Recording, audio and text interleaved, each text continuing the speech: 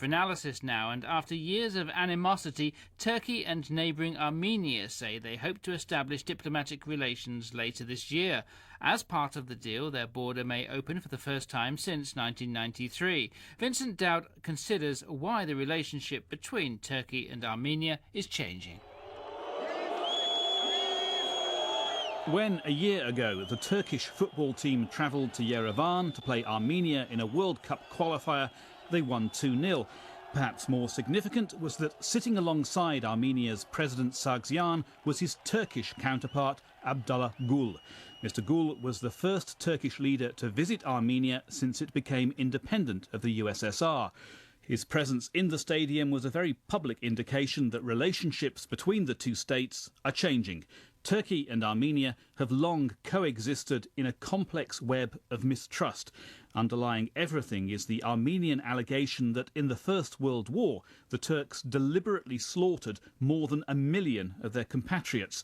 Until recently, any rapprochement seemed unthinkable. Now a new protocol means there could be major changes within weeks. Both countries have finally mustered the courage to move quite decisively towards a normalization of their bilateral relationship. Katinka Barish of the Centre for European Reform thinks the protocol may prove a genuine turning point. Of course, all the steps, such as exchanging ambassadors and opening the bilateral border and so forth, have yet to be taken. But this is the first time that the countries have got that far, that they actually have it on paper. They say, we're going to debate this, we're going to ratify this, and we actually have the intention of doing it. It's courageous. The main cause of the Armenian resentment of Turkey goes back almost a century.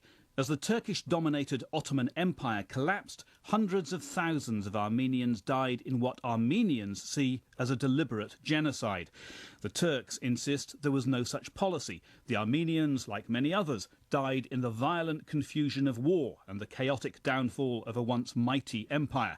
Now, under this new deal brokered by the Swiss, both governments have agreed to refer all such historical issues to a new commission.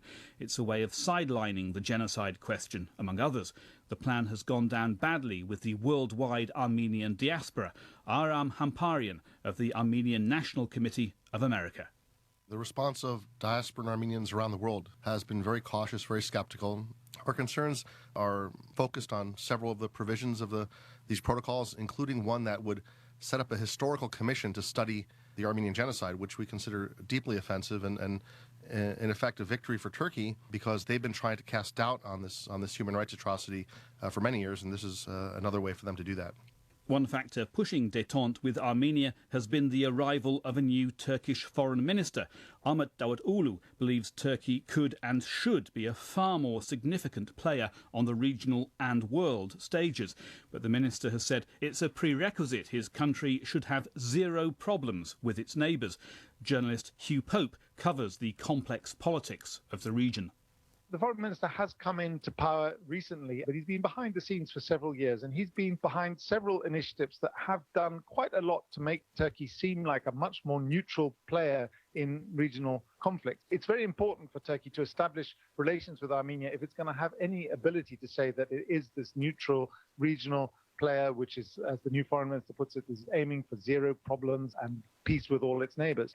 One issue on which the protocol is currently silent is Nagorno-Karabakh, the ethnically Armenian enclave inside Azerbaijan, which declared itself an independent republic in 1991.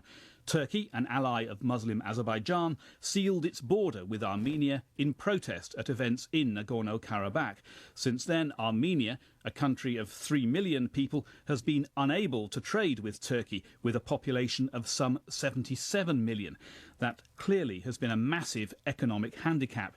A difficult question looming for Ankara may be disquiet in Azerbaijan at growing détente with Armenia.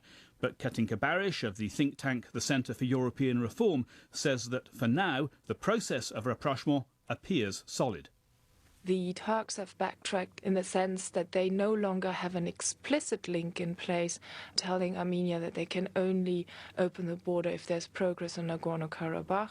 And the Armenians have backtracked since they no longer explicitly require a recognition of the genocide, and they have accepted that a historical commission will look at this rather than having a political shouting match over it. So both sides have made what is considered in these countries quite major concessions. And she says the Armenian government is looking forward to huge advantages if it can forge a new relationship with the would-be regional powerhouse next door. It has another open border, it can sell its goods, it can sell its surplus electricity into Turkey, it gains an international standing, and perhaps also that unblocks the issue with Azerbaijan, which is what some people are hoping. Turkey also gains because it is seen as a much more reasonable country, and that will obviously help its relationship with other neighbors, with the United States. It also gains much credibility in the Caucasus, where Turkey intends to be a major player. It removes another very contentious issue from Turkey's very crowded foreign policy agenda. An obvious item on that agenda is possible future membership of the EU. Without Ankara's Euro ambitions, it's unlikely all of this would be happening at all. Brussels, like Washington, has been placing a lot of pressure on Turkey to rethink its relationship with Armenia. The Turkish journalist Zafer Arapkirli believes most Turks welcome the new attitude. If Turkey wants to be a real European nation, which we feel we are, we have to solve all these sort of problems with our neighbors, Middle Eastern neighbors, with our Western neighbors like Bulgaria, like Greece, Greek Cypriots, and also with our Caucasian neighbors like Armenians. But of course, this cannot be done trying to force Turkey to accept everything the way the Europeans or the Americans would like us to do. But the policy remains hard for parts of the Armenian diaspora to accept. In Washington, D.C., Aram Hamparian queries the degree to which Turkish society has genuinely changed. It is a criminal offense within Turkey to this day to talk about the Armenian genocide. It's considered an insult to the Turkish nation, and Hrant Dink was found guilty of this crime and ultimately was assassinated. Orhan Pamuk, who won a Nobel Prize, was prosecuted under this law. So I'm not sure that we've seen that evolution. Turkey has yet to move beyond its genocidal approach toward the Armenian people. Hugh Pope says Turkey's desire to become part of the EU means it's become more open to voices in Europe and America, urging it to sort out relations with Armenia. But in recent years, he says, voices within Turkey too have caused more people to reassess the historical relationship between the two nations. If you look back 10 years ago, Turkey was in complete denial that anything particularly bad happened in the First World War. Turkish intellectuals have led the way into a complete reassessment of that nationalist narrative of denial. And they have a much more three-dimensional picture of what happened. Now, that is not to say that the Armenian narrative is completely right. These things also are going to have to come into play at some point to give Turkey some sense that it is not being accused of something as completely overwhelming as the Nazi Holocaust. Turkey and Armenia may sign an agreement to establish diplomatic ties as early as next month. The rapprochement would have to be ratified by the country's parliaments. For now, the two governments have agreed to set aside the two trickiest issues facing them, Nagorno-Karabakh and the historical events during and after the First World War. It's all a real achievement for diplomacy, but those two issues and others retain the potential to create huge problems.